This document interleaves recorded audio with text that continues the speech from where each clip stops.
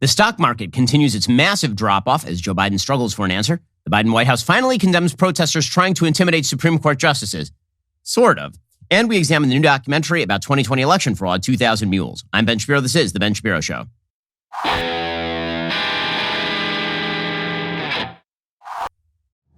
Today's show is sponsored by ExpressVPN. Do you like your web history being seen and sold to advertisers? No? Me neither. Get ExpressVPN right now at expressvpn.com/Ben. That's all the news in just one moment. First, you're paying a lot of big companies who hate your guts a lot of money every month for your cell phone service. I'm talking about Verizon, AT&T, T-Mobile. Look at their social initiatives. They are not pro your values. Why would you spend your money with them when you could get the exact same coverage as one of the big guys with Pure Talk? Pure Talk does not charge you for any of that garbage. Instead, they give you excellent 5G coverage on the same 5G network as one of the big guys for half the cost. The average family is saving over $800 a year. I made the switch. It's the best decision you'll ever make. You can keep your number, keep your phone, or get great deals on a new phone like a Samsung Galaxy 5G for less than $2 a month. They've got unlimited talk, text, 60 gigs of data, just $30 a month, or choose unlimited data. You will still save a fortune. So why spend hundreds of dollars on companies that hate your guts when you could actually spend a lot less money and also not spend the money on a company that hates your guts? Go to puretalk.com, enter promo code Shapiro. You'll save 50% off your very first month of coverage. That's puretalk.com, promo code Shapiro. Pure Talk is simply smarter wireless. Again, go to puretalk.com, use promo code Shapiro to save 50% off your very first month and stop giving your money to places like AT&T and Verizon and T-Mobile. Instead, give it to Pure Talk. So, Democrats, as we've been talking about for the last week and a half, ever since the leaked Supreme Court decision on Roe versus Wade, have been betting that when it comes to November, everybody who is going to be voting will be voting on the basis of their position on abortion. And this is just not true. And the reason that this is just not true is because we are in a time of significant economic turmoil, and it has real ramifications for a huge number of people in the United States. Everything from nursing mothers to people with pensions. So, big story that no one is talking about in the United States today is that there is a huge shortage of formula. If you are a parent of a newborn and you use formula to supplement or use it instead of breast milk, you are having real trouble finding formula anywhere in the United States. Bethany Mandel has a piece over at Deseret News about this today. She says, across the internet, as parents struggle to find enough formula to feed their babies, two responses are common from people who think the increasing outcry over the shortage is overblown. First, people tell mothers to just breastfeed. The others say, make it yourself. As a mother of 5, one currently nursing, let me point out that any woman who has nursed a baby can tell you there's no just when it comes to breastfeeding. It's physically demanding, and very often, for any number of reasons, physically impossible. Some moms have to stay in the hospital while their baby goes home. Others have to take medication that makes their milk dangerous for the baby. Some bodies simply can't make enough milk. Some women have difficulty pumping. And then there are infants that need specialty formulas because of health issues.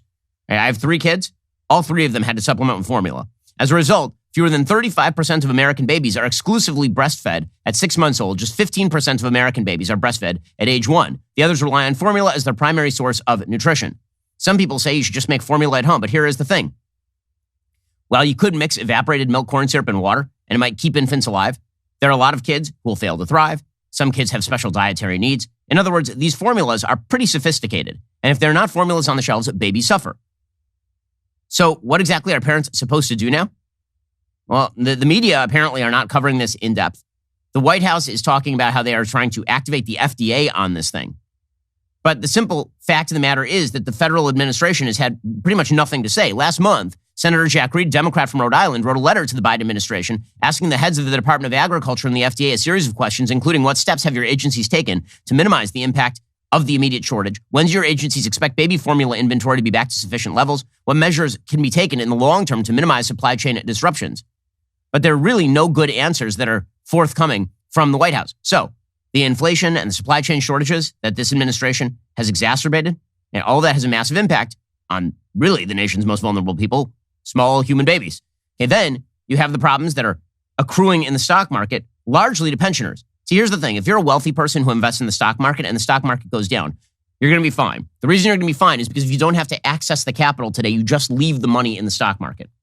Right? So for me, I have a lot of money in the stock market. The stock market's been dumping. I have a lot of money in Bitcoin. Bitcoin's been having a rough time. I'm just leaving it there. I don't need to have access to that money right now. And so first rule of finance, do not sell when the market is low. You just told that. But for people who need to access the capital right now, because let's say that they're living on a fixed income.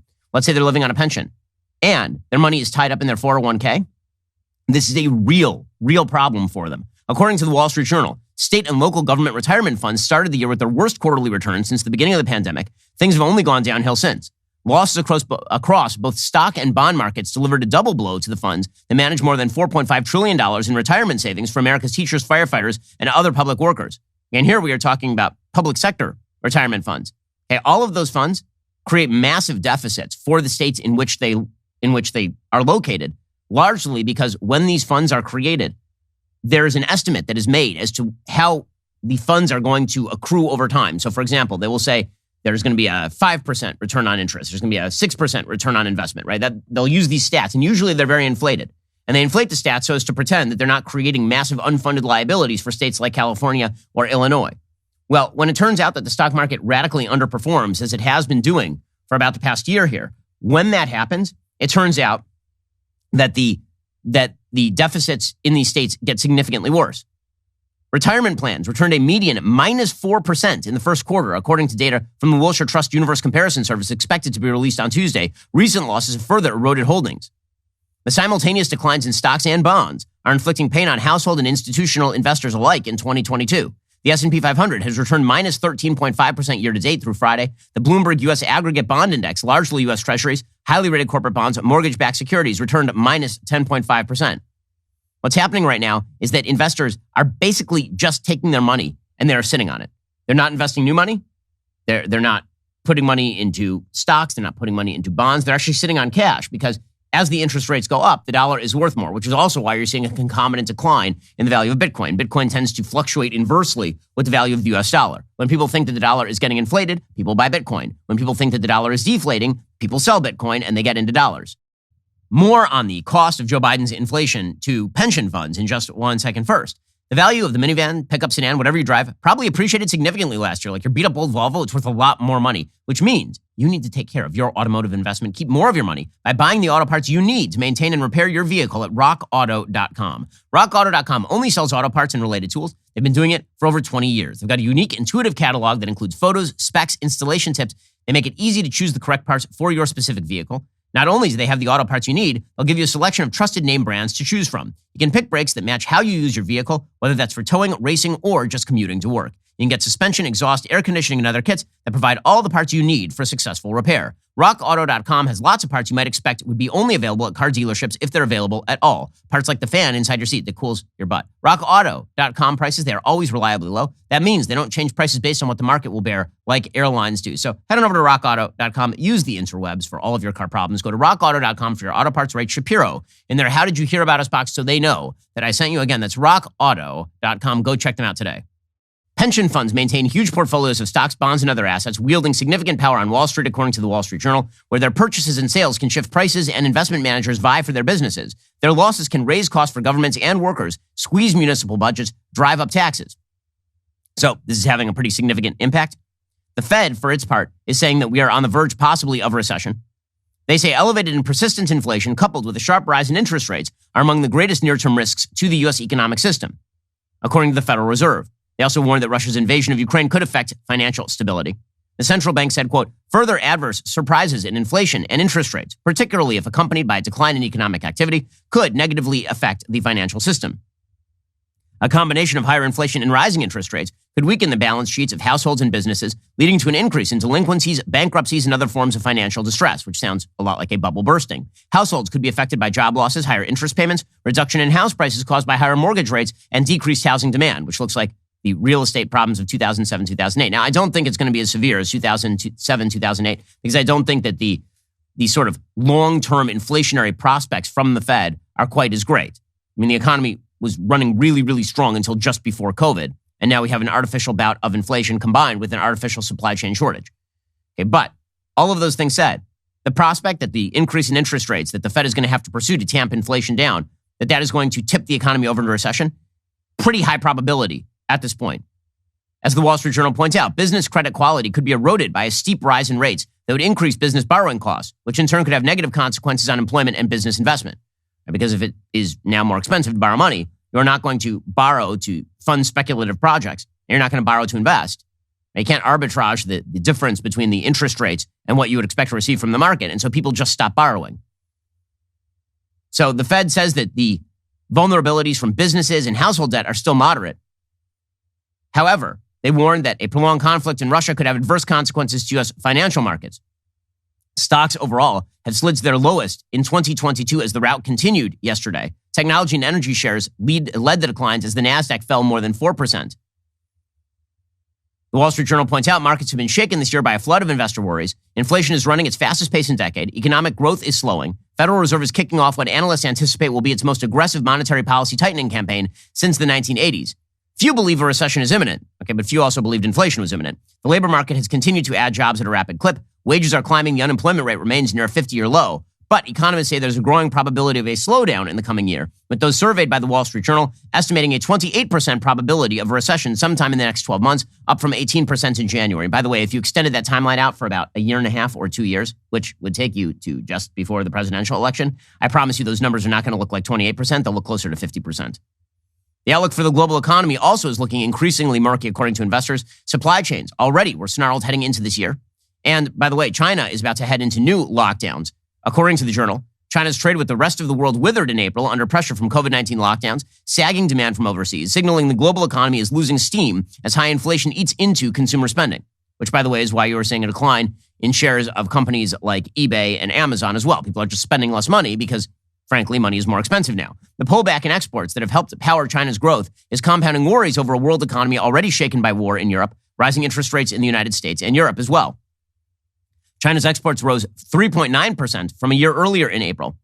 That tumbled from 14.7% growth 1 month earlier. That was the weakest increase in 2 years and matched a median forecast made by economists polled by the Wall Street Journal.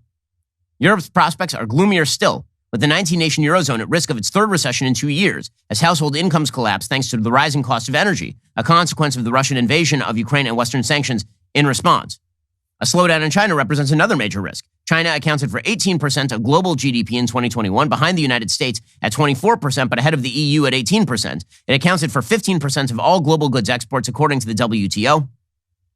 China's weakness is a massive headwind for global growth, said Rory Green, head of China and Asia research at consulting firm T.S. Lombard in London. Now, what you'd want to do, policy-wise here, is make the American economy more lean and mean. In other words, spend less money on the government level, incentivize investment by lowering tax rates, relieve regulation, and allow America to take advantage of the fact that China is slowing down and Russia's having trouble.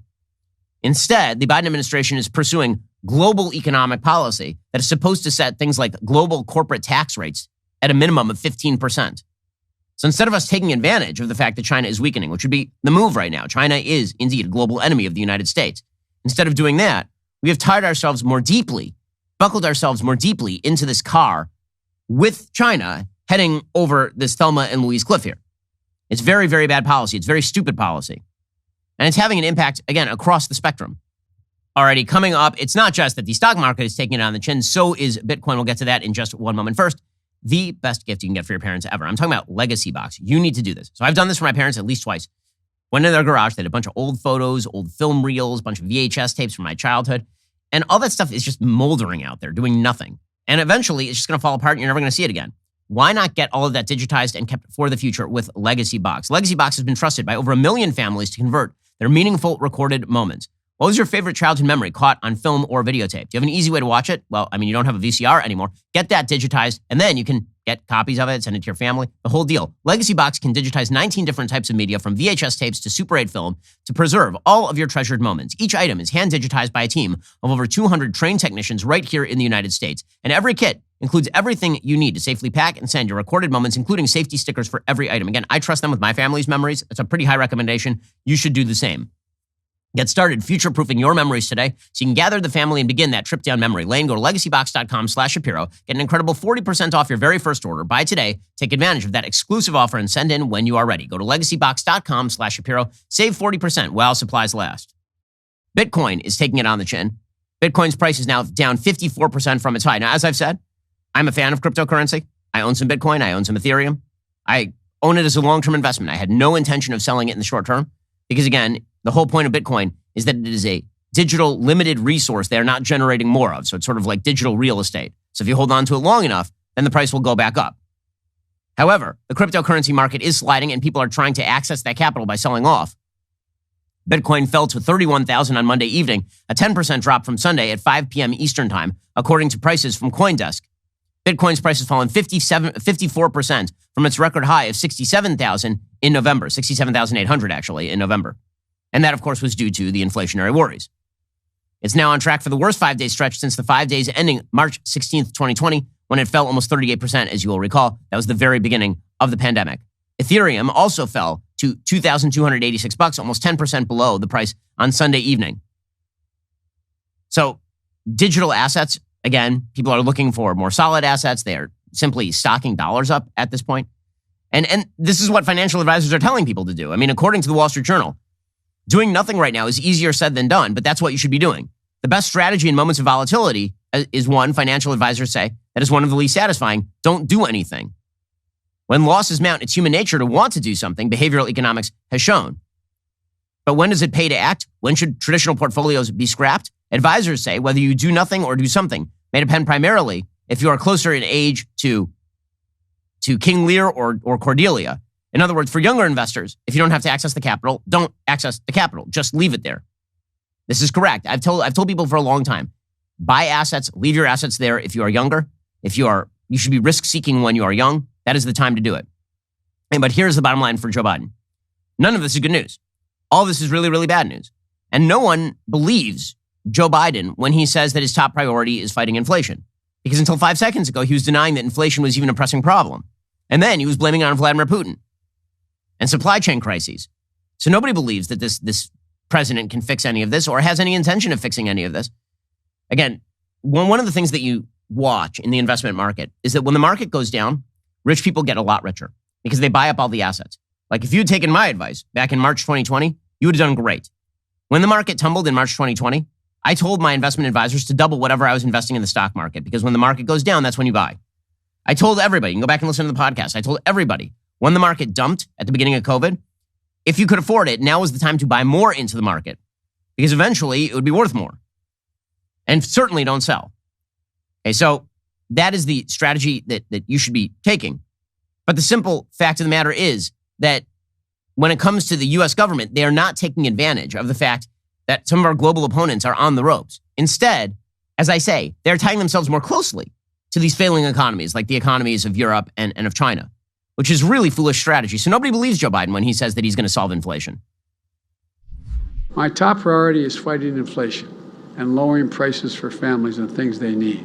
Today's announcement is going to give millions of families a little more breathing room to help them pay their bills. You know, we work with Democrats and Republicans and business and nonprofits to make this happen. And we're going to keep working to fight inflation and lower costs to all American families for a lot of other things as well. Nobody believes this. And the fact that he says it with such wild enthusiasm and articulation is one of the reasons why no one believes him, which is why the Democrats are, of course, attempting to shift the entire conversation over to the abortion debate, which, again, has merely been relegated by the Supreme Court. If this decision turns out to be the decision that's made by the Supreme Court, it has merely been relegated back to the states. That's all that happened here. Mississippi will have different laws than Illinois. Illinois will have different laws than Alabama. And that's just the way this is going to work, which means it is not, in fact, a national federal issue that is really going to affect elections, which is exactly what the polls are showing. But the Biden White House, they don't want to talk about inflation because they have no plan on inflation. Their plan, as always and forever, is just to demonize everybody that they disagree with on things like abortion for electoral purposes. But it's not going to work because, once again, Americans, broad spectrum, not in favor of tons of restrictions in the first trimester, in favor of pretty significant restrictions in the second trimester, in favor of basically total restriction in the third trimester, which, by the way, mirrors world opinion in places like Europe. And when it comes to places like Mississippi, pretty heavy public opinion demonstrating that people are extremely pro-life. In Illinois, nobody is pro-life. So the Biden administration banking on abortion to save them here, as I've been saying for days now, I think is really poor strategy. And yet this is exactly what you're seeing the Biden administration do. So yesterday, Jen Psaki said Joe Biden won't stand by and not call out the ultra MAGA behavior. Ultra MAGA, this is their new phraseology. It's like Putin's price hike. They have these little memes they try to sneak into the media, and the media will go along with it. They'll start calling people ultra MAGA, not just MAGA. It's amazing how we went from Donald Trump is the root of all evil, and therefore MAGA is basically white supremacy, to, you know, the other MAGA people that maybe there's some MAGA people who aren't, but ultra MAGA is the problem. So I don't know what language they can go to beyond ultra MAGA. Ultra super duper pooper scooper MAGA. That'll be like the most extreme crazies, according to these people. But Joe Biden won't stand by while ultra MAGA ultra has its way with the country. I will note right now, all three elected bodies in the United States right now are controlled by Democrats. Here is Jen Psaki. He's also not going to stand by and not call out what he sees as ultra MAGA behavior, ultra MAGA policies that are out of the mainstream of the country and are not in the interest of the American people. Whether that is efforts to prevent a woman from making choices about her own health care, or whether that is Chairman Scott's policy and proposals on that would raise taxes on people making less than $100,000 a year. Okay, again, this dog ain't gonna hunt. Jen Psaki, though, the idea from the Democrats, and this is where they're really gonna get themselves in serious trouble, is they think that, Barry Goldwater once said, extremism in the pursuit of liberty is no vice, moderation in the defense of liberty is no virtue. Okay, for the Democrats, extremism in the pursuit of abortion is no vice, moderation in the defense of abortion is no virtue. And so they've actually gotten more and more extreme, not only in their rhetoric, but also in their action. So Jen Psaki suggested that we are at risk of completely outlawing abortion in the country, which, her mouth to God's ears, but no, we actually are not. And so because she thinks that this is the risk, this means that Democrats are now coming out and embracing some of the most absurdly extreme policy and attitudes with regard to abortion I've ever seen. I think we're at serious risk. You noted Mitch McConnell and other Republicans in Congress are talking about a national ban on a woman's right to choose. There were a number, I think it was something, I can get the exact number here, but dozens and dozens of Republicans in Congress signed on to the Mississippi court case and advocating for severe restrictions on a woman's right to choose and a woman's right to make choices about her own body. So what exactly is this going to drive Democrats to do in the middle of such extremism? What exactly are Democrats going to do about it? The answer is they're going to start greenlighting all sorts of behavior that is really, really egregious, which of course shouldn't come as anything strange to most Americans. There's the suggestion all the way through 2020 that riots were merely people who were a little bit too enthusiastic and getting out of hand over a serious American issue, systemic police racism. So when it comes to the defense of killing the unborn, then it's, even if people get a little out of hand, you got to understand where they are coming from. Already coming up, the Democrats are now trying to get all the senators on record in favor of abortion until kids are like 11 years old. This seems like a poor strategy. Talk about that in a moment. First, let's talk about your upcoming move, or you're redoing your house and you just want your house to look the best it can be. Well, one of the things that matters the most to me in my house is how light comes into my house. Like, this is what makes me happy. I need light coming into my house in a beautiful way. A dark house is really not great. You need the best blinds available, and this can only happen at blinds.com. We've used blinds.com in our own home, and it is just great. You can handle the measure, install yourself, or have blinds.com take care of it with local pros. There's no showroom, no retail markups. No matter how many times you order, installation is just one low cost. Blinds.com is the #1 online retailer of custom window coverings with over 40,000 5-star reviews. There's no stress when you shop on blinds.com because everything they sell is covered by their perfect fit and 100% satisfaction guarantee. So if you're like me and you have no eye for design, they even have designers who are experts, and they will help you pick out what will look best in your home. They've got hundreds of styles and colors to choose from. Blinds.com is sure to have the perfect treatments for your windows. Again, it's your home. Make it look the best it possibly can. Shop Blinds.com. Save up to 45% site-wide right now. When you check out online, don't forget to tell them you heard about Blinds.com from The Ben Shapiro Show. Rules and restrictions may apply. Plus, you can pay over time with PayPal credit at Blinds.com. PayPal credit is subject to credit approval. Visit Blinds.com/PayPal for details. So on the Democratic side of the aisle, Chuck Schumer, who is the most inept majority leader in American history. I'm having a tough time coming up with a comparison. Chuck Schumer is now going to call for a Senate vote on legalizing abortion federally, forcing states not to legislate on the issue, all the way up to 9 months, which is supported by virtually no one. The Democrats like to say that pro-life is an unpopular position. Total pro-choice is a more unpopular position than total pro-life. That is a wildly unpopular position in the United States. And yet he's going to try and get senators on record to do what? This is crazy talk from Chuck Schumer, politically speaking. This is no longer an abstract exercise. This is the real deal, and everyone's eyes are on them. So we can always hope, and we must have this vote. Every senator must show where he or she stands.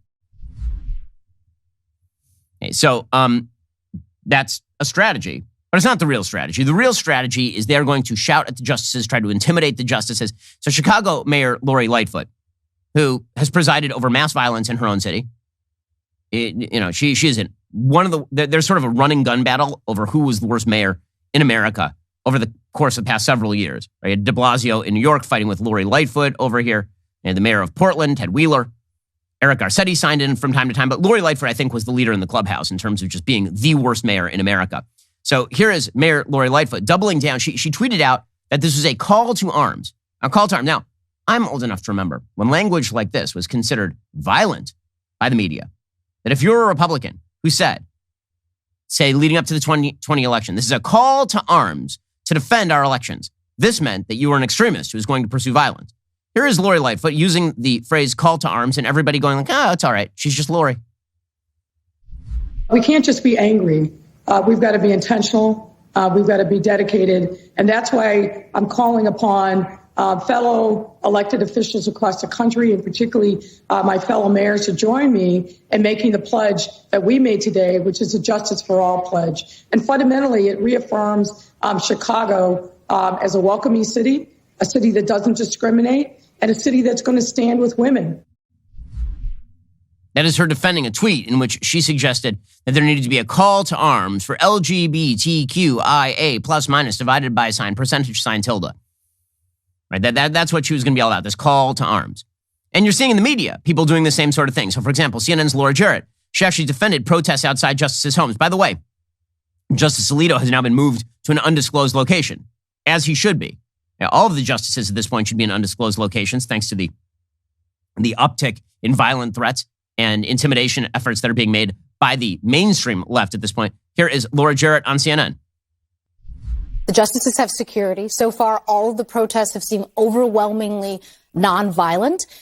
There are plenty of protests that happen every single day in this country, around the country, at abortion clinics, blocking women from getting into clinics. And we don't cover those as if there's 4 alarm fires. And so, yes, there are going to be protests in front of Kavanaugh's house because people are angry. And as long as they stay nonviolent, I think for most of the people who are watching it, you can understand where they're coming from. So actually, by local ordinance, you're generally not allowed to protest outside people's private homes. And there is a difference in nature between protesting outside businesses like Planned Parenthood and protesting an abortion mill and protesting outside the homes of abortion doctors, for example. Like going to someone's house is not the same thing as going to their business, as everyone who has a house and lives in a place has ever known. But again, the left is now defending this sort of activity on a broad level. Sunny Hostin, she did the same thing over at The View. While I think it is terrible that a justice would have to go into hiding, I think it is really clear to the justices now that, as Anna mentioned, 64 to 66% of Americans believe that the Supreme Court should uphold Roe v. Wade, right? And so that being said, maybe these protests and maybe this outcry gives Chief Justice Roberts some leverage for a more moderate approach. Because we saw during the hearing that he was looking for a moderate way to handle this case. In other words, maybe the intimidation will be successful and actually force the justices to change their opinion by going to their houses, which is against the law. Okay, it's against the law to intimidate or threaten justices in order to achieve a difference in their opinions. So yesterday, Jen Psaki tried to split the baby, literally and figuratively as always. She suggested that, well, she was not a fan of protests that violate the law. She's for people peacefully protesting. So here's what she actually had to say yesterday on this topic. We're certainly not suggesting anyone break any laws. I would note that the president's view has long been, and I tweeted this earlier this morning and repeated and made a number of these comments last week as well, that violence, threats, and intimidation have no place in political discourse. Yes, we are a country that promotes democracy, and we certainly allow for peaceful protest in a range of places in the country. None of it should violate the law. No one is suggesting that. And it should never resort to violence, to threats, to intimidation in any way, shape, or form. But that is what our position is and the president's position is. You know what she has not said right there? Don't go to their houses. And she says no violence, threats, or vandalism. So I'm just going to point out right here that it seems as though the treatment of Jen Psaki's comments by the press, very different from the treatment of President Trump's comments on, say, January 6th. Because you heard what she said right there. She said, right, no violence, no threats, no vandalism. But she is in favor of peaceful protest.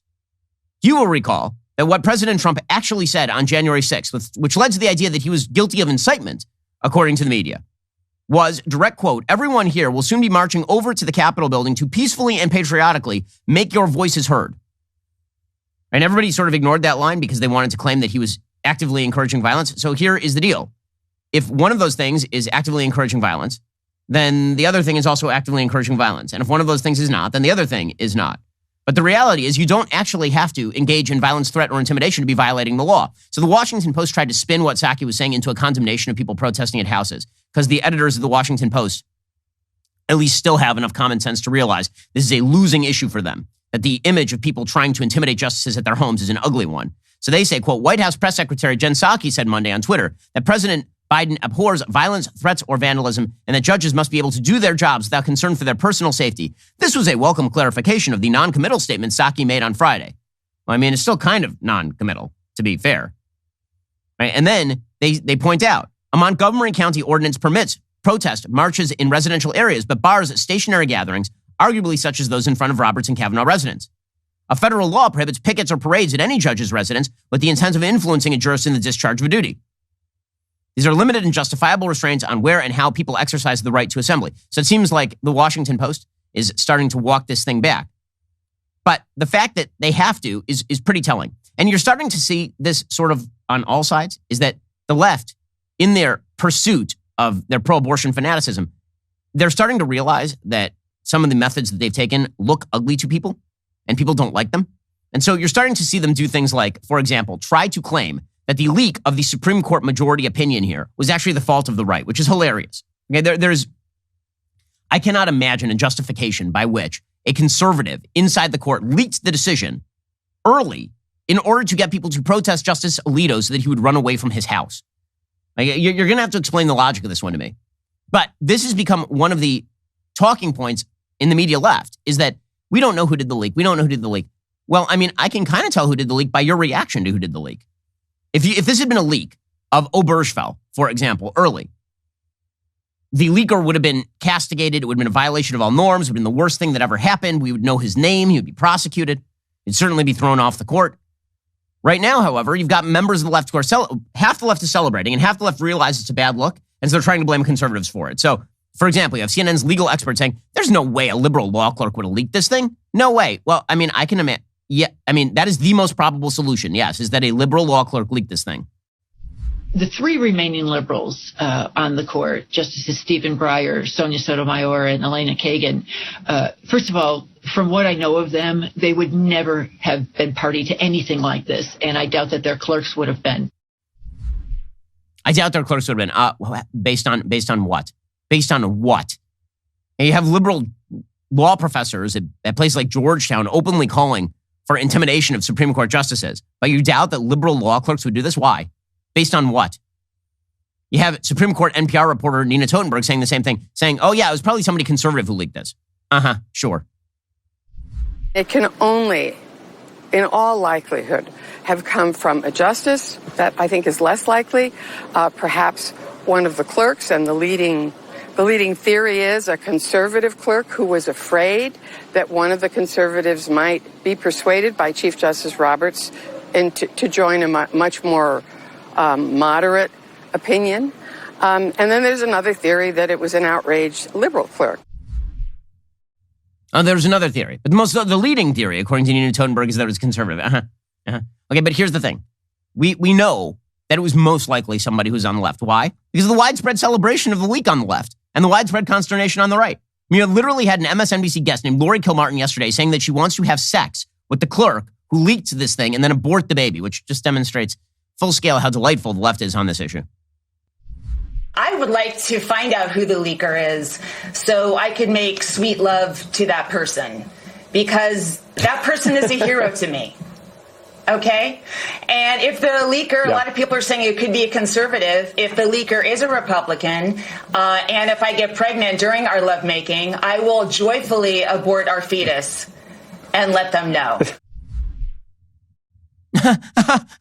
Killing babies is hilarious, guys. It's so much fun. So why do I think it was somebody on the left? Well, because the left wants to have sex with the people on the left want to have sex with the leaker. And or we shouldn't even be concerned about this, right? Mazie Hirono, the idiot senator from Hawaii, she says that Republicans, why are they even worried about the leak? There's no reason to worry about the leak. Stop worrying about the leak. Stop it, you. All the Republicans talk about is how shocked they are at the leak. Well, they're not shocked that women in this country are going to lose the right they thought they had for 50 years. And what's going to follow is, so at least one state after this leak has already passed a law that will make abortion a felony. So what are they going to do? They're going to go after women. They're going to go after doctors. We're going to create a whole new crime, federal crime, out of this whole controversy, if you can call it that. And this is more than a controversy. This is women's right to control our own bodies.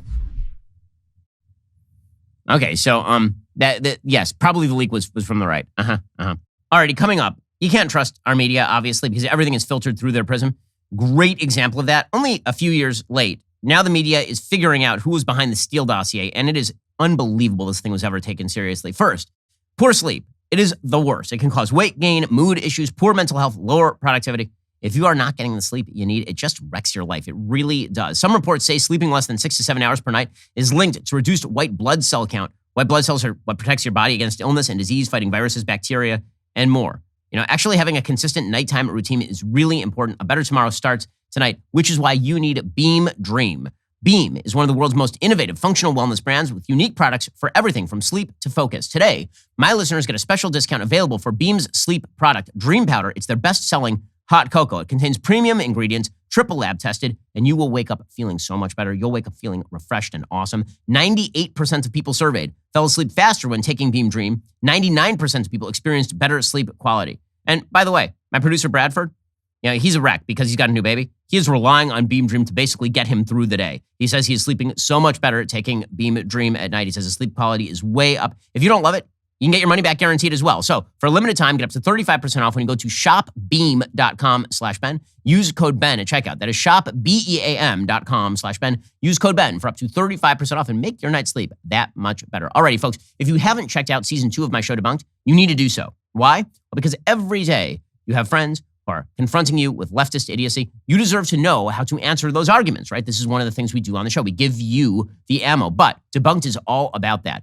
In this show, I expose leftists for the frauds they are, give you the tools you need to dismantle their unsubstantiated, silly arguments. The newest episode released this week, it is incredibly important. You should go check it out right now. It examines the foolishness and ugliness of Marxism. And you always hear from Marxists, it's never been tried. No, it has, and it's terrible. That episode is streaming exclusively at the Daily Wire. So if you're not already a Daily Wire member, head on over to dailywire.com/subscribe. Use code DEBUNKED for 20% off your brand new membership. I created the show to give you the confidence to debate any of these leftist arguments anytime, anywhere. I can't wait to share it with you over the coming weeks. So again, this week's episode is on Marxism, which is one of the biggies. So make sure to use code DEBUNKED for 20% off your new Daily Wire membership today. You're listening to the largest, fastest growing conservative podcast and radio show in the nation.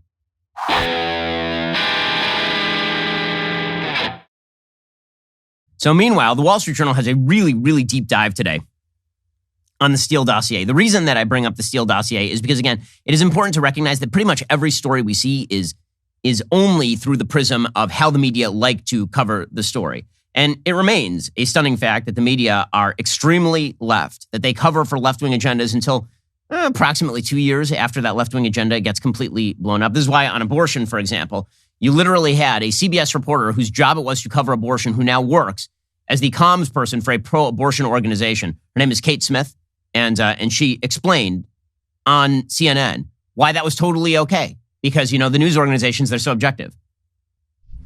How do you react to the conservatives who say you were biased in your CBS coverage? Anyone who doesn't fall by their rules, who is an anti-abortion, is against them. So if you're trying to cover this from a neutral point of view and you're including both sides, they automatically think you are against them because they view doctors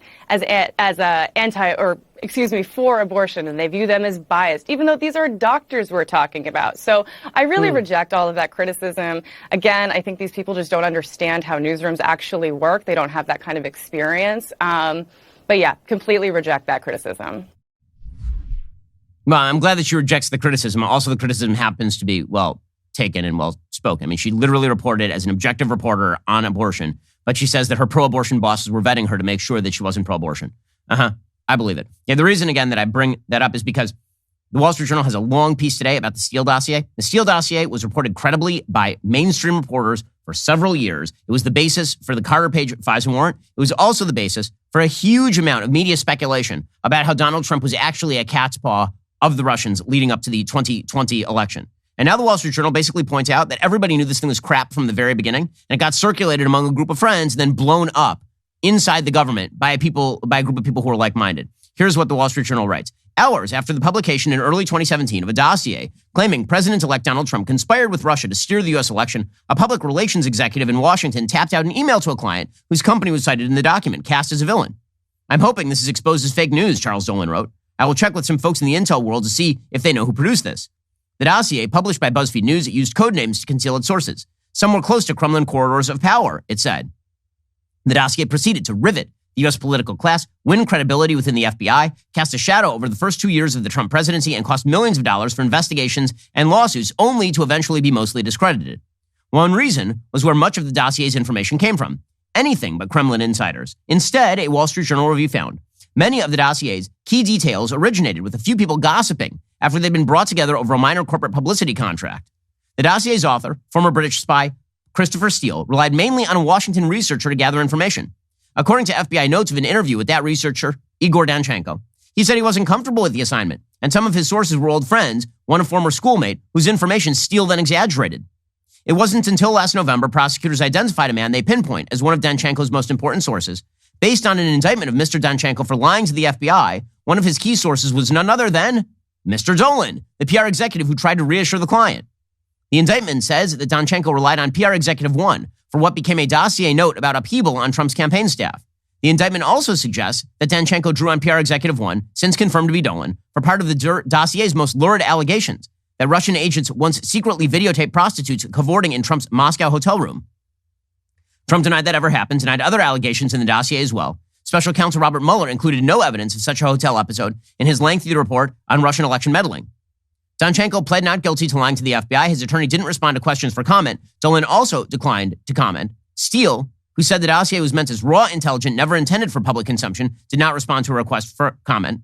How someone like a Washington PR operative could be conflated with a Trump or Kremlin insider goes to the heart of the story behind the dossier, says the Wall Street Journal. It is one that can be told in greater detail thanks to particulars of the Danchenko indictment and documents associated with Dolan's work, as well as to interviews with acquaintances of Dolan and Danchenko, which provided the basis for the reporting.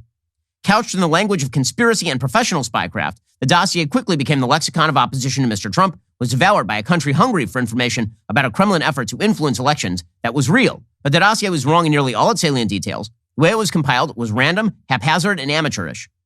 The U.S. government investigations found some evidence the Trump campaign held furtive meetings with Russians involved in influencing the election. Mueller charged dozens of Russian entities and individuals with engaging in a two-pronged attack of disinformation and hacking. But Mueller reported no evidence the campaign conspired with Russia's military intelligence apparatus as it hacked into the email of the DNC. The dossier took real events like such as a Trump advisor visiting Moscow, and expounded on them by describing meetings with high-level Kremlin officials, but there were no corroborating evidentiary details about any of that. While investigations and court battles have peeled back many origins of the dossier's claims, any trial of Danchenko could provide further insight. The special counsel looking into the FBI's handling of the Russia probe, John Durham, continues to investigate. One remaining riddle is whether the dossier's misinformation was purely careless or might have included disinformation sown by the Kremlin itself. So basically what happened is that Danchenko and Dolan were moving in the same circles as consultants. They and a third friend overseas named Olga Galkina spent hours trading gossip. Danchenko passed some of that chatter on to Christopher Steele. Steele, then at the behest of Fusion GPS, put together this dossier, which was then funneled by friends of Hillary Clinton to the FBI. And this was all treated as closely guarded Kremlin secrets. What brought Danchenko, Dolan, and Galkina together was a marketing campaign funded by the Dolan PR client whose company was cited in the dossier. That person was Alexei Gubarev, a Russian internet entrepreneur living in Cyprus, who decided in early 2016 to launch a U.S. marketing campaign to burnish the image of his cloud server company.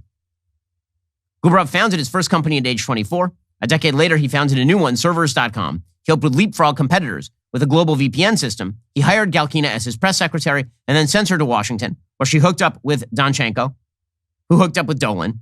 And then they all basically concocted all this information, which got funneled to Steele. So it is just a demonstration full scale of, by the way, how perverse and bad the FBI was at its job throughout this entire process, that this was treated as such realistic information that it was presented, remember, by James Comey to Donald Trump, and that was used as a hook to allow BuzzFeed to release the dossier in public view. Amazing, amazing stuff. So the combination of conspiratorial anti-Trump sentiment and absolute incompetence basically held up the country for a couple of years and allowed the left to claim for years that the election of 2016 had been thwarted by Russian interference. That was the claim.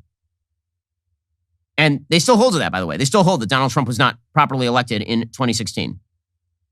Which brings us to claims now on the other side of the aisle that the 2020 election was perverted. So, first things to say about the 2020 election. My own view of the 2020 election is that there is not sufficient evidence to show that pure election fraud, meaning manufactured ballots, ballots of dead people, ballots of people who didn't actually vote and were filled out falsely, that twisted the election to the extent that Joe Biden won the election over Donald Trump.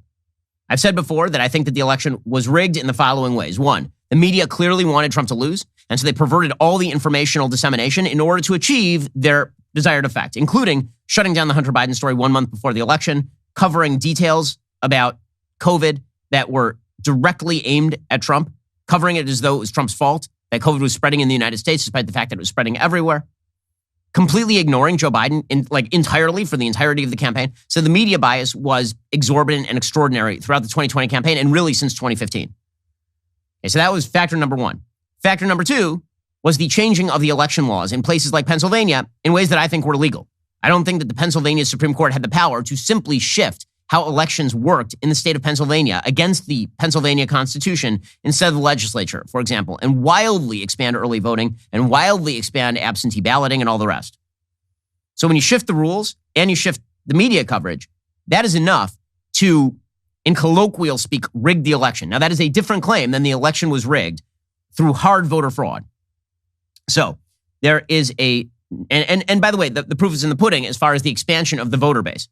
I mean, I was looking at this just before the show. I was looking at the total number of votes in U.S. presidential elections since 2000, right? So for the last 20 years. Okay, so in 2000, there were about 101 million votes in the election. That was because everything was going pretty well. We were in the middle of dot-com boom, no major foreign crises. There was not even really a perception that Gore and Bush were all that far apart. They're perceived as pretty similar in a lot of different policy ways. So you didn't get high turnout that year. And I was only 16 in 2000, but I remember that really, it was only after the election when it became clear how close it was that people really became fascinated with it. By 2004, the number of votes in the election was now 121 million. And that was because people had been activated by September 11th. Things got extraordinarily partisan after 2000 because the election was so close. So a lot more people showed up. So here are the total number of votes, rounding, for the elections from 2004 to 2016. 121 million, 129 million, 126 million, 129 million. Okay, so basically within the same range, even as the population expanded fairly dramatically during that period. So between 120 and 130 million.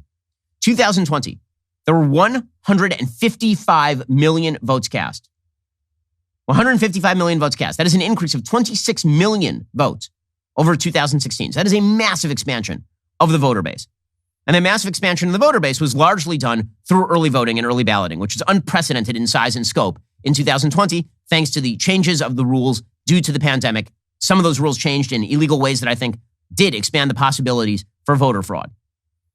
Okay, but again, in order to prove voter fraud, you have to show that ballots were illegally cast, and not just that they were illegally brought to ballot boxes. You have to show they were illegally cast. You have to show that people were disenfranchised or that people who are dead were franchised, for example. And you can do that sort of stuff with signature verification. You can actually see if people complained about, for example, they tried to go vote and it turns out that somebody already voted for them. Or you check the voter rolls and you find that a bunch of dead people voted. Or you find that a bunch of people who no longer live in the state voted. Right? That sort of stuff you can actually check. And so this brings us to a new documentary called 2000 Mules.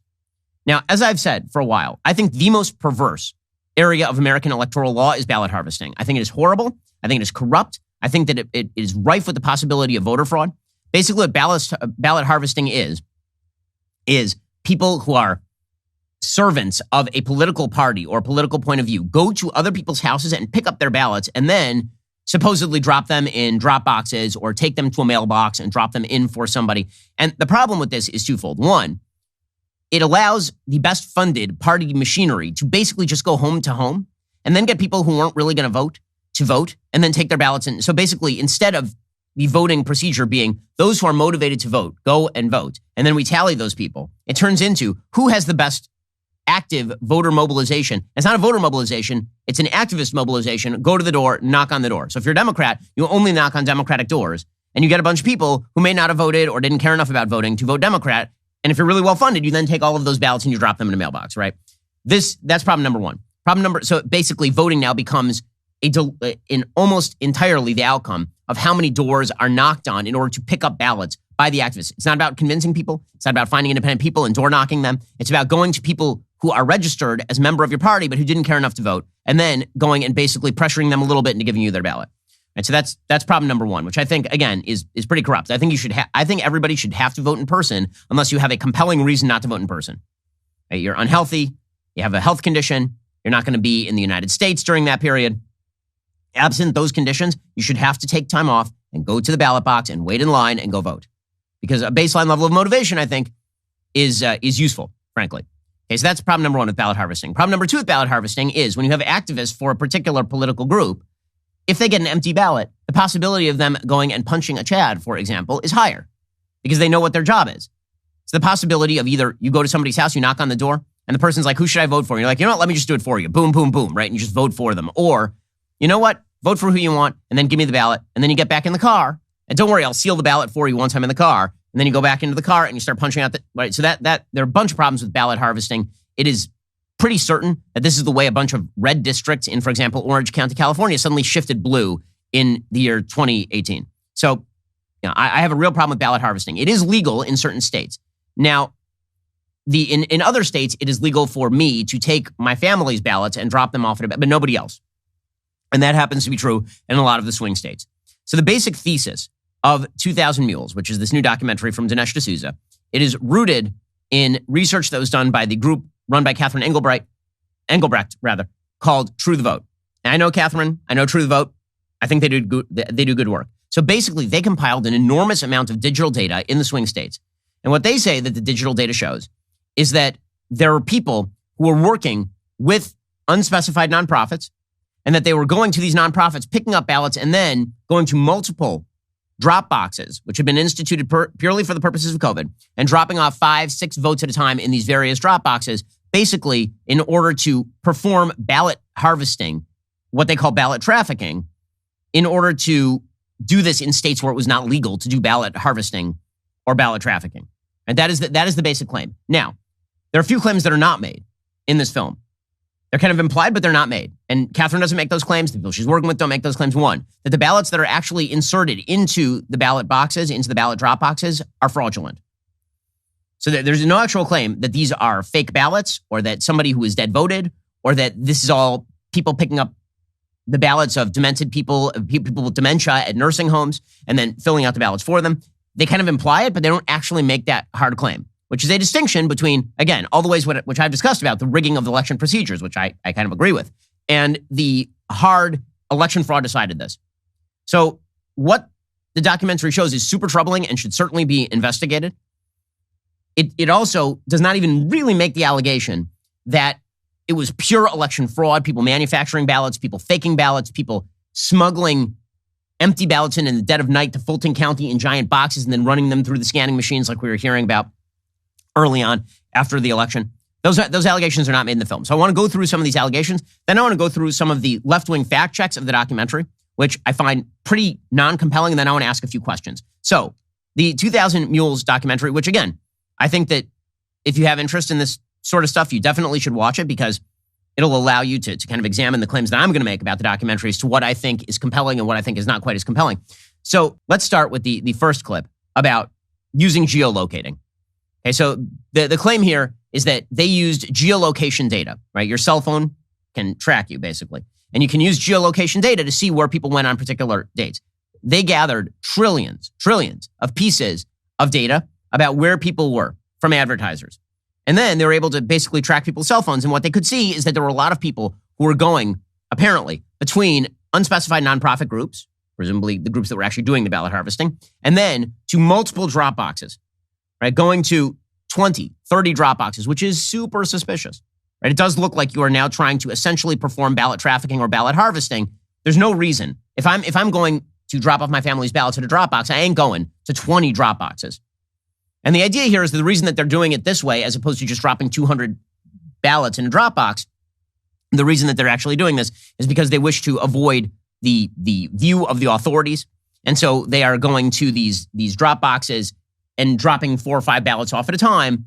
And they're doing this hundreds, thousands, tens of thousands of times. So here is Catherine Engelbrecht discussing what exactly geolocating was used to do here.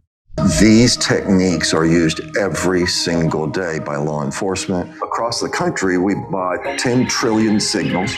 So what was the criterion that you set? Final decision was they had to have been to 10 or more drop boxes, meaning unique visits inside of a space, and 5 or more visits to one or more of these organizations. Let's identify a large number of drop boxes and multiple trips, and that way we're going to catch not all the offenders, right? But the worst offenders. Okay, so the basic idea was that they drew kind of boxes around the drop boxes, and then they drew boxes around these nonprofits, and they could see how people were moving. This is the claim with regard to geolocating. Now, as I'm going to say in a second, I'm not an expert on geolocation, so I don't know, how specific geolocation is. My understanding is very, very specific, right? At least specific enough to tell whether people went by the drop boxes. Whether they stopped at the drop box, or whether they stopped at the nonprofit, or whether they were just driving by is a different story. But if you can see a pattern of travel that shows people, and the only path that they are taking that day, right? It's not like they're just driving around the city and they happen to pass these things. They're going to every drop box and they're driving past every drop box. That looks really, really suspicious. Okay, so they actually do this at one point in 2000 Mules. They actually show a mules movement through, what they call these people mules, like drug mules, because they're ballot mules, supposedly. This is in Atlanta. What you see here on the screen is a single person on a single day in Atlanta, Georgia. They went to 28 drop boxes in 5 organizations in one day. What are the orange dots? Those are drop boxes. That's super suspicious, obviously. If you have one person who's stopping at 30 drop boxes, that's really, really, really suspicious. Okay, and then they make claims that there are tons of people who are doing this in, for example, Philadelphia. There are lots of people in Philadelphia who are doing this. They say literally over 1,000 people who are doing this in Philadelphia. Philadelphia alone, we've identified more than 1,100 mules at rates well beyond anything we'd seen, closer to 50 drop boxes each. Okay, so they're saying that all these people were stopping at dozens and dozens and dozens of drop boxes. Now, the truth is that Trump actually did better in Philadelphia than he did in 2016. It was Philadelphia's suburbs that turned Pennsylvania in favor of Joe Biden. Okay, so those are the basic, the main line claim that they make is that the number of mules who are carrying these ballots and then dropping off the ballots, they do some basic math, and they suggest that basically the margin of victory in every single swing state is due to these quote-unquote mules. Here's what they suggest. Georgia, 250 mules, averaging 24 drop box visits and 5 illegal ballots per drop. That's 30,000 illegally trafficked votes, far more than the 12,000 vote difference between Trump and Biden. So Georgia, with 16 electoral votes, moves over into the Trump column. In Arizona, the numbers are roughly the same. 200 mules, averaging 20 drop box visits and 5 illegal ballots per drop. That's 20,000 illegal votes. Again, these illegal votes are substantially more than the 10,000 vote margin that gave the state's 11 electoral votes to Biden. In Philadelphia, Pennsylvania alone, 1,100 mules, averaging 50 drop box visits and 5 ballots per visit. That's 275,000 illegal votes, again comfortably exceeding the 80,000 vote margin between Trump and Biden. So Pennsylvania's 20 electoral votes goes for Trump. Okay, so the supposition now is being extended. So this is my problem with the documentary. I think that there are dots they're not filling in. You can question all the ballot harvesting. You can take for granted that all the geolocation data that they're using is actually true. As we'll see, many of the fact checkers don't. I have doubts about how the fact checkers are doing this. That does not mean that all of those ballots are illegal votes, right? So Dinesh calls them illegal votes right there because they are presumably illegally picked up and dropped off. This is the claim that was made in Pennsylvania, by the way, which I think actually had some veracity, which is that the procedures used in Pennsylvania were illegal. That does not mean that these are quote unquote illegal votes, meaning that they were all cast fraudulently or that they are fake or anything like that, right? So that the claims are distinctive and again, it means rigging in a different way. It leads to the possibility of voter fraud, but it is not proof of actual voter fraud. It is proof of really, really bad and possibly fraudulent voter procedures. Not quite the same thing. Okay, so now I want to go through the actual fact checks. There are two major fact checks that were done of 2,000 Mules of which I'm aware. One was from PolitiFact and one was from the Associated Press. The one from the Associated Press has gotten more play. So here is what the reporter for the Associated Press, Allie Swenson, says, quote, "This is based on faulty assumptions, anonymous accounts, and improper analysis of cell phone location data, which is not precise enough to confirm somebody deposited a ballot into a drop box, according to experts."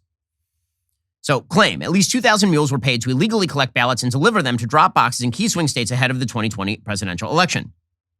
The facts, True the Vote didn't prove this. The finding is based on false assumptions about the precision of cell phone tracking data and the reasons someone might drop off multiple ballots, according to experts. True the Vote has said it found some 2,000 ballot harvesters by purchasing $2 million worth of anonymized cell phone geolocation data, the pings that track a person's location based on app activity in various swing counties across 5 states. Then, by drawing a virtual boundary around the county's ballot drop boxes and various unnamed nonprofits, it identified cell phones that repeatedly went near both ahead of the 2020 election. If a cell phone went near a drop box more than 10 times and a nonprofit more than 5 times from October 1 to Election Day, True the Vote assumed the owner was a mule. It's named for someone engaged in an illegal ballot collection scheme in cahoots with a nonprofit. The group's claims of a paid ballot harvesting scheme are supported in the film only by one unidentified whistleblower said to be from San Luis, Arizona, who said she saw people picking up what she assumed to be payments for ballot collection. Experts say cell phone location data, even at its most advanced, can only reliably track a smartphone within a few meters, not close enough to know whether someone actually dropped off a ballot or just walked or drove nearby. So Aaron Striegel, professor of computer science at University of Notre Dame, said you could use cellular evidence to say this person was in that area. To say they were at the ballot box, you're stretching it a lot. There's always a pretty healthy amount of uncertainty that comes with this. Ballot drop boxes are placed in intentionally busy areas, increasing the likelihood innocent citizens got caught in the group's dragnet.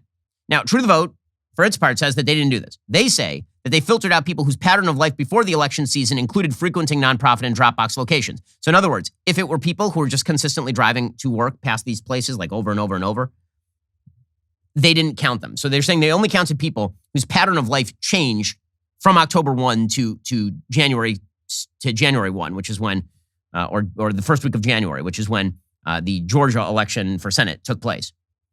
So I think that claim happens to be kind of weak. And also the government uses cell phone surveillance data all the time in a variety of law enforcement contexts in order to sort of figure out where people are. True the Vote also highlighted Dropbox surveillance footage that showed voters depositing multiple ballots into the boxes. Okay, we're going to get into this in 1 second because that sort of video is like, there again, this is a dot that just is not connected in the documentary. Maybe True the Vote has evidence that is more than what was shown in the documentary, but it should have been shown in the documentary if so. Okay, so continuing this fact check. The AP says, in Philadelphia alone, True the Vote identified 1,155 mules who illegally collected and dropped off ballots for money. The facts, the group hasn't offered any evidence of any sort of paid ballot harvesting scheme in Philadelphia. True the Vote did not get surveillance footage of drop boxes in Philadelphia, so they based this on cell phone location data, according to researcher Greg Phillips. That's the guy whose voice you heard earlier. And then the claim that all of this would have been enough to switch votes in the 2020 election, that ignores the fact that some of these votes would have to be shown to actually be fraudulent. Okay, so that is the AP fact check. Again, I'm sketchy on how the AP is describing cell phone surveillance data. I'm not an expert in this. It seems to me like they're using fungible arguments with cell phone surveillance. Like it's close enough to determine whether you were in contact with somebody else with COVID, but it's not close enough to determine whether you were actually near a drop box. And again, True the Vote makes claims that, if true, the Associated Press does not rebut. Right? Things like we actually filtered out people who have regular patterns of travel that take them past these drop boxes in non-election circumstances. Okay, PolitiFact does sort of the same thing. So I'm going through the fact checks because, again, I want to show that the fact checks, I think, are a little bit scanty. And then I want to talk about my own questions about the documentary and where investigators, if they're serious, should actually look.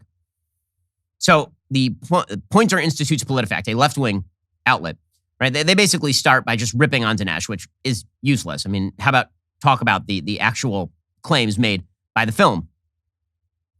They say True the Vote didn't respond to our questions. The group's founder, Catherine Engelbrecht, told Newsweek her group obtained geospatial information and ballot Dropbox surveillance video from counties and cities in Georgia, Arizona, Wisconsin, Michigan, and Pennsylvania. She said her team cross-referenced the two to determine who visited Dropbox location zones multiple times. D'Souza said on Fox News that the movie identifies 2,000 mules harvesting in total something like 400,000 illegal votes, more than enough to tip the balance. D'Souza's argument ignores that in many states it's legal to drop off a ballot on behalf of another voter. Yeah, but it's not legal to drop off 200 ballots on behalf of 200 voters who are not members of your family.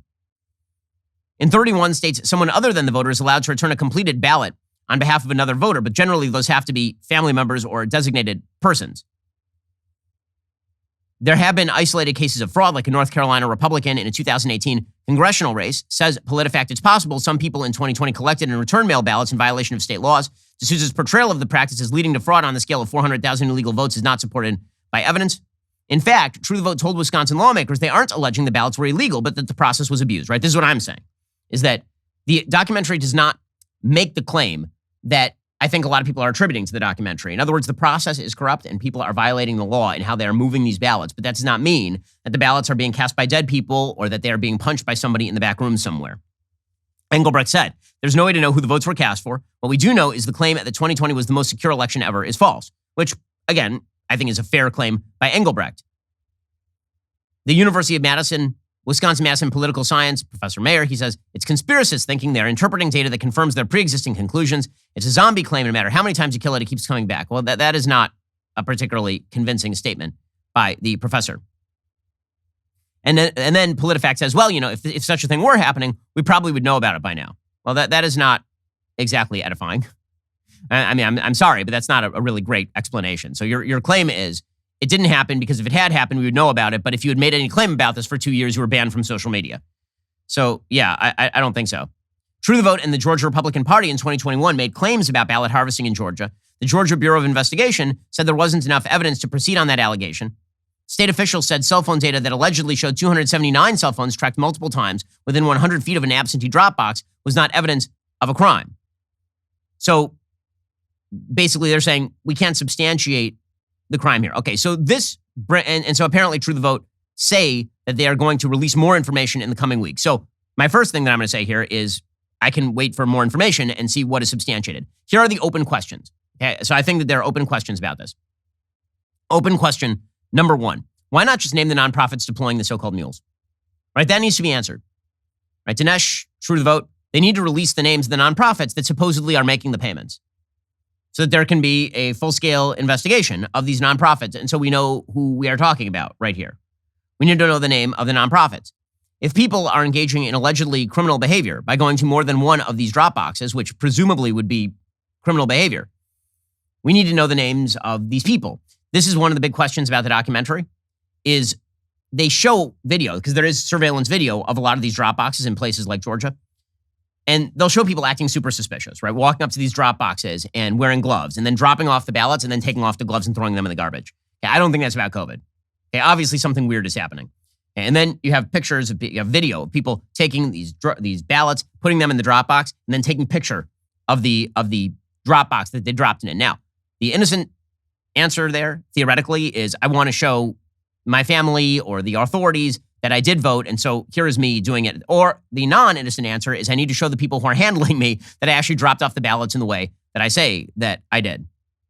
But the one thing that the documentary doesn't actually show is one person going to multiple drop boxes and showing them at multiple locations with a drop box, right? Which would be pretty prima facie evidence of a crime. If it shows one guy going to 7 different drop boxes at 1 o'clock in the morning, it's very difficult to come up with any alternative plausible explanation for why you're doing that other than that you are engaging in an illegal ballot trafficking scheme, right? So the documentary doesn't do that. If that footage exists, it should be immediately released. I mean, they should be putting out that footage because that would be almost irrebuttable. That would be, you'd have to have law enforcement investigate that sort of criminal activity. Okay, so those are a couple of open questions. Who are the nonprofits? Who are the mules? Why aren't we seeing any video of one person? Like we see that map in the documentary. Why don't we see that person going to the 28 drop boxes or whatever it was, right? Why not attempt to track down the mules and ask them about it? Right? The documentary doesn't actually, presumably they know the identities. I mean, you can see license plate numbers in some of these videos. Why exactly was there no attempt to contact the Mules, knock on their door, and ask them about any of this. Now, I understand that True the Vote is not a criminal investigative unit, but if you're going to do a documentary and have journalists pursue this sort of thing, then presumably you need to give the names out of the people who are suspected of doing this thing and then go and ask them the question as to what were you doing and get their answer on all of this. The other thing that I kept wondering here was, are there any comps in non-swing states? So presumably there is cell phone data they only gathered the cell phone data from the swing states.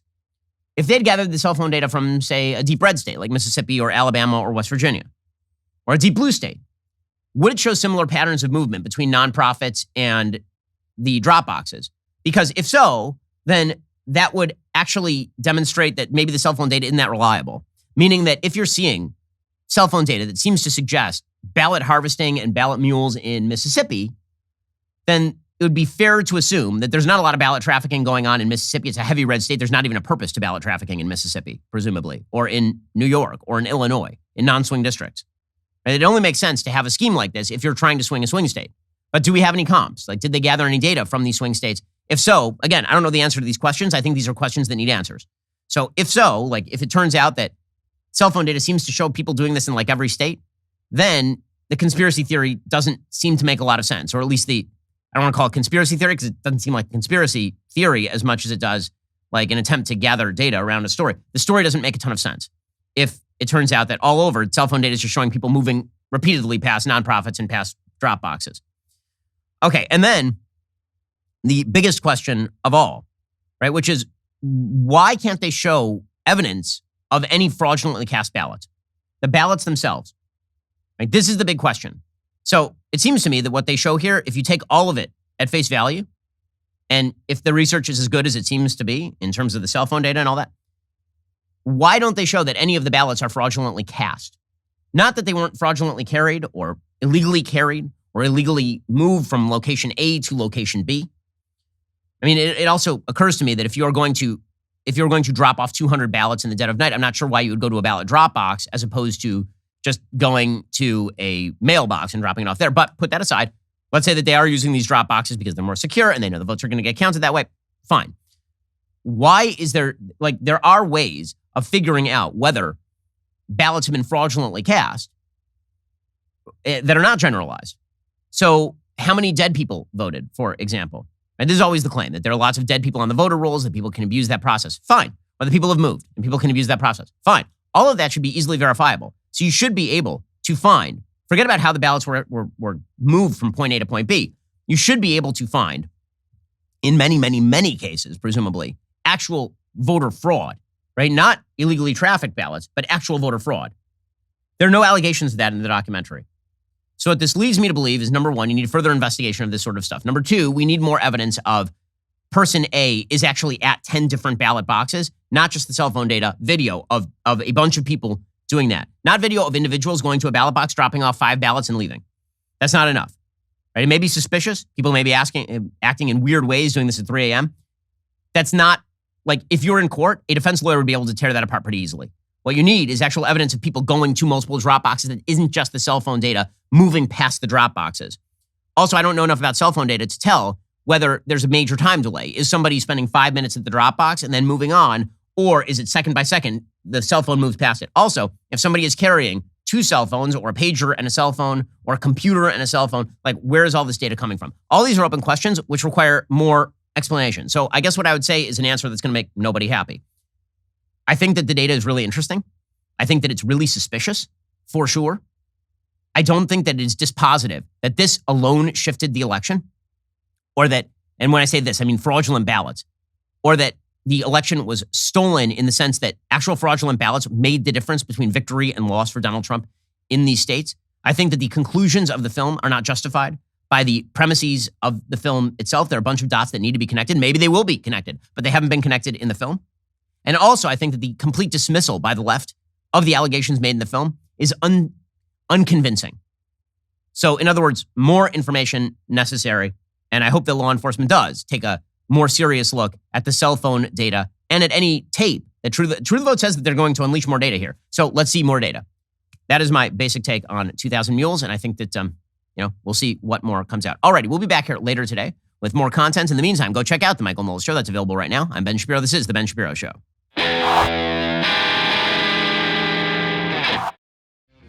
The Ben Shapiro Show is produced by Bradford Carrington, executive producer Jeremy Boring, supervising producer Mathis Glover, production manager Pavel Wydowski, associate producer Savannah Dominguez Morris, editor Adam Sayevitz, audio mixer Mike Coromina, hair and makeup artist and wardrobe Fabiola Cristina, production coordinator Jessica Kranz. The Ben Shapiro Show is a Daily Wire production. Copyright Daily Wire 2022. Pro-abortion ghouls target churches. Cocaine Mitch McConnell says we might get a nationwide abortion ban. Seriously. And a new poll shows that Joe Biden is underwater in 46 out of 50 states. Check it out on The Michael Knowles Show.